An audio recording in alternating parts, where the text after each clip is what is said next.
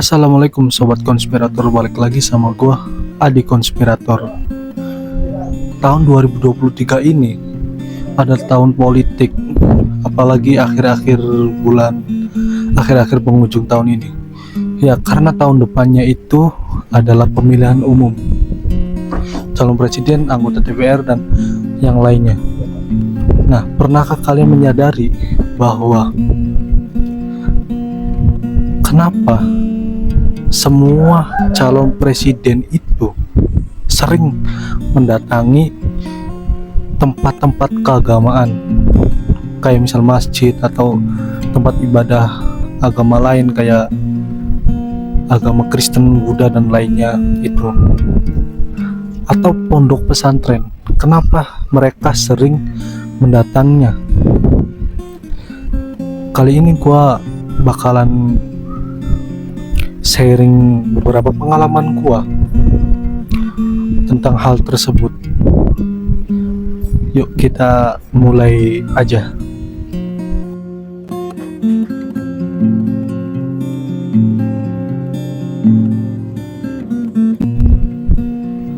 Ini adalah pengalaman gua waktu sekolah SMA ya. Tahun 2018 itu umur gua sekitar 17 tahun lebih. Dan teman-teman sebaya gua itu sama umurnya 17 lebih, ada yang 18. Waktu itu gua sekolah di salah satu sekolah yang mendukung partai pengusung salah satu presiden. Jadi sekolah gua itu berkoalisi atau bekerjasama dengan partai, salah satu partai lah. Nah,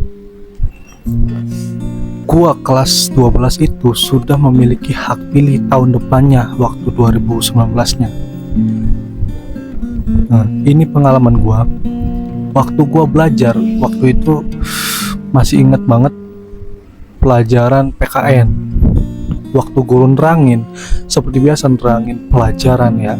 Awal-awal nerangin pelajaran biasa, di tengah-tengah pelajaran, di tengah-tengah jam pelajaran, itu guru gua menyuruh dan mengkampanyekan calon presiden dan anggota DPR yang mau nyalon tersebut. Jadi si guru memuji-muji salah satu anggota DPR ya, muji-mujinya, terus calon presidennya muji-muji bahwa ini loh pembangunan presiden kita, ini selama 5 tahun ke belakang, ini. Nah, masa harus terhenti sih, masa nggak kepilih lagi sih? Kita harus membantu lah biar kepilih lagi, biar ada pembangunan apa-apa gitu. Itu kata gurunya.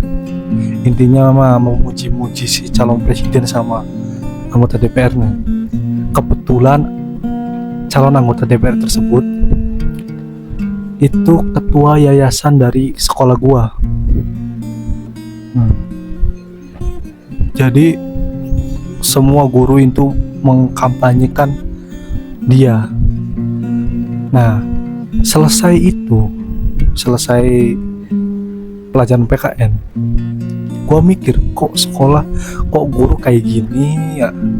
Ini kan lagi belajar gitu, lagi di kelas, kenapa kampanye gitu? Gua itu masih bocah ya, 17 tahun itu termasuk bocah lah. Tapi gue udah mikir kenapa kayak gitu. Terus ada lagi waktu hari Jumat itu sekolah gua rutin menjalankan kegiatan sholat duha paginya. Sholat duha disambung sama ceramah keagamaan ya. Itu dilaksanakan di lapangan sekolah, gede lapangannya. Nah, abis sholat Jumat yang diikuti oleh semua siswa dan siswi itu ada ceramah biasa, ceramah keagamaan tentang Nabi, tentang orang-orang soleh, tentang segala macam lah. Pokoknya intinya ceramah keagamaan. Di tengah-tengah ceramah itu, yaitu kiai, ustadz sekaligus guru agama yang ngajar di kelas gua juga dia itu mengkampanyekan kayak tadi anggota DPR yang mau jadi anggota DPR,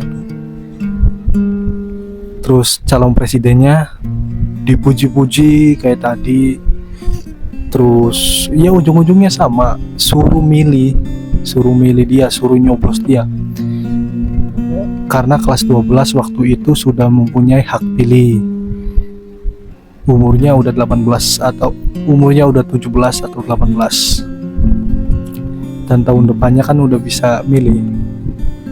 Gua heran kenapa kiai, ustadz sekaligus guru agama itu mencampur adukan agama dengan politik, atau bahasa gampangnya gini, agama itu menjadi tameng untuk mencapai keinginan dia. Jadi mengatasnamakan agama, padahal nggak boleh kayak gitu. Apapun alasannya, kalau agama dicampur adukan dengan politik atau dicampur adukan dengan kekuasaan untuk mencapai kekuasaan, itu nggak boleh.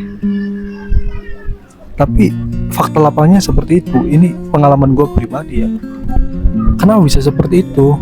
Nah, simpelnya seperti ini. Ketua umum partai atau anggota partai itu atau calon presiden tinggal mendatangi ketua yayasan atau kepala sekolah setempat untuk membicarakan perihal tentang keinginan dia. Nah, pondok pesantren ini memiliki tradisi harus nurut sama kiai atau ustadz. Harus nurut sama kiai atau ustadz. Jadi kalau si calon presiden atau ketua umum partai atau anggota partai tersebut ngomong ke ketua yayasan, pondok pesantren, atau ke ke ketua kepala sekolah, tinggal ngomong, terus si kepala sekolah atau ketua yayasan ini menyampaikan ke guru lain, menyuruh seperti apa yang diinginkan oleh capres ataupun tadi ketua umum partai sama anggotanya, apa yang diinginkan. Nah, terus si guru-guru kan otomatis nurut, otomatis nggak mau dong dipecat gara-gara nggak mau nurut sama kepala sekolah atau ketua yayasan.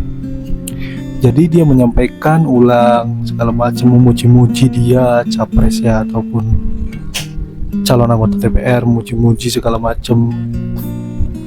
Nah, si bocah ini kan, gue masih bocah, umur 17 sampai 18 tahun itu masih bocah. Kan harus nurut sama kiai atau ustadz atau guru. Nah, karena sistem sekolah gue itu pondok pesantren. Penjelasannya seperti ini. Jika ketua umum partai ataupun calon presiden tersebut tinggal ngomong ke ketua yayasan atau kepala sekolah setempat untuk membicarakan perihal keinginannya dan kampanyenya tersebut. Nah, karena pondok pesantren itu memiliki tradisi harus nurut ke kiai, santri itu harus nurut ke kiai atau ustadz.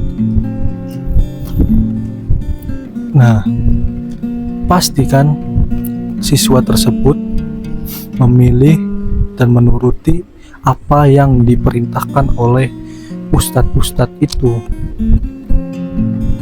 Misal si ustadz, pilih anggota DPR ini, dia baik segala macam, pilih calon presiden ini, dia baik segala macam. Nah, si santri itu harus nurut kalau di pondok pesantren. Gampang banget kan? Modal dikit, untungnya gede. Biasanya kalau kampanye itu, kalau datengin per desa atau per kecamatan itu harus mengeluarkan dana yang gede, dana yang besar. Untuk membuat acaranya juga nggak ngasal, harus ada jadwalnya, harus ada proposalnya segala macam, ribet. Tapi kalau ke tempat keagamaan, itu gampang, tinggal datengin ketua yayasannya atau kepala sekolahnya, ngomong kayak gini kayak gini kayak gini. Nah, si kepala sekolah atau ketua yayasan tersebut menyampaikan kembali ke guru-gurunya, dan guru-gurunya itu harus nurut. Nggak lucu juga kan kalau dipecat gara-gara nggak mau kampanye seperti itu ya. Jadi agama itu digunakan untuk mencapai kekuasaan. Agama itu tameng untuk melakukan suatu tindakan. Sekarang paham kan kenapa para calon presiden itu sering mendatangi tempat keagamaan atau pondok pesantren lah, pondok pesantren seperti pondok pesantren dan lain-lain. Salah satunya karena gampang, modal kecil untung besar. Gua Adi Konspirator, sampai jumpa di video selanjutnya.